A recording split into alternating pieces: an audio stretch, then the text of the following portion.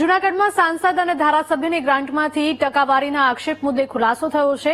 જિલ્લા ભાજપ મંત્રી ચિરાગ રાજાણીએ આક્ષેપને પાયા વિહોણા ગણાવ્યા। રાજેશ્વર ગામના સરપંચે કર્યા હતા આક્ષેપ। સાંસદ કે ધારાસભ્યની ગ્રાન્ટમાંથી કટકી થતી હોવાનો આરોપ મૂક્યો હતો। ચિરાગ રાજાણીએ ગ્રાન્ટ સરપંચ સુધી પહોંચાડવા દેતા ન હતા તેવો આક્ષેપ કર્યો છે। ચિરાગ રાજાણીએ કહ્યું કે કોઈપણ પુરાવા હોય તો રજૂ કરો। તાલુકાના સરપંચો પણ પોતાની સાથે હોવાનો રાજાણીએ દાવો કર્યો। છેલ્લા 2 દિવસ થયા સાંસદની ગ્રાન્ટ ફાળવણી બાબતે જે મારા પર આક્ષેપો કરવામાં આવેલા છે કે ટકાવારી અથવા તો હું કામ કરું એ વાત સદંતર પાયાવિહોણી છે અને એના બદલામાં 33 જેટલા ગામના સરપંચોએ આ વાતને વખોડી છે અને લેખિતમાં પણ એ લોકોએ આપેલું છે અને પોતપોતાને જે યોગ્ય લાગ્યું તેવું નિવેદન પણ તેની આપેલું છે। એટલે આ વાતને હું સદંતર વખોડું છું।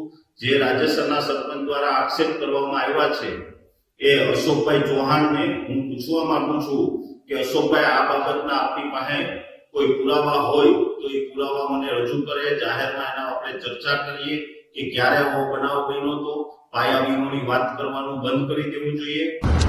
જે કાલ 2 દિવસ ત્યાં મીડિયામાં મારફતે જે બદનામી કરવાની વાત ચાલે છે એ તદ્દન ખોટી છે। એના અમારી પાસેથી કોઈ દિવસ અમારી પાસેથી ગ્રાન્ટની કે કામ બાબતની કે માગણી નથી કરી અને પૈસાની કે ટકાવારીની કોઈ દિવસ ચિરાગ અમારી પાસેથી માગણી નથી કરી।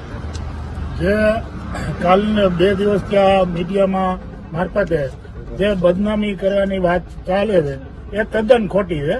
એના અમારી પાસેથી કોઈ દિવસ અમારી પાસેથી ગ્રાન્ટની કે કામ બાબતની કે માગણી નથી કરી અને પૈસાની કે ટકાવારીની કોઈ દિવસ ચિરાગ અમારી પાસેથી માગણી નથી કરી। તો આ મુદ્દે સરપંચે શું કહ્યું આવો સાંભળીએ। હવે અમારે મુદ્દો એ છે કે અમારે ધારાસભ્યશ્રી સંસદ સભ્યશ્રી એમની ગ્રાન્ટ અમને કોઈને મળતી નથી। આજ દિન સુધી અમને મળેલી નથી ક્યારેય। અમારા ખાતા ચેક કરાવી લેવાની છું તો અમને નથી આપતા એનું કારણ શું? પછી અમે અનેક વાર માગીએ તો એમાં ટકાવારીની વાત આવે, પછી કે અમને કામ કરવા આપવું પડે।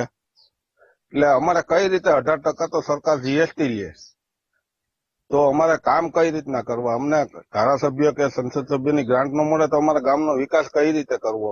અમે અનેક વાર રજૂઆત કરેલી છે। અમારા અહીંયા પ્રતિનિધિ છે ચિરાગભાઈ રાજાણી। હવે એ કોઈને કેટલા 30 સરપંચો અમે આયરા છીએ કે અમને ગ્રાન્ટ નથી આપેલી। 30 ની તો મને ખબર છે।